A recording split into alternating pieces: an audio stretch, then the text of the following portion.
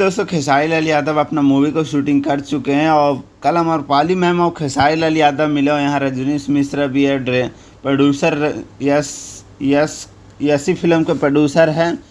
और कल मिले। प्रेम की पुजारा मूवी का शूटिंग ख़त्म हो गया और डायरेक्टर ने बहुत लंबा पोस्ट करके लिखा था, वो तो नहीं दिखाऊंगा लेकिन फ़ोटो दिखा रहा हूँ।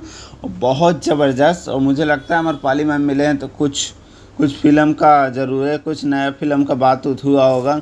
और बहुत ज़बरदस्त फ़ोटो निकल के आया, बहुत धमाकेदार और अच्छा लगा देख के कि कम से कम मिले तो एकता तो है, अभी एकता भी तो है अभी भी भोजपुरी इंडस्ट्री में।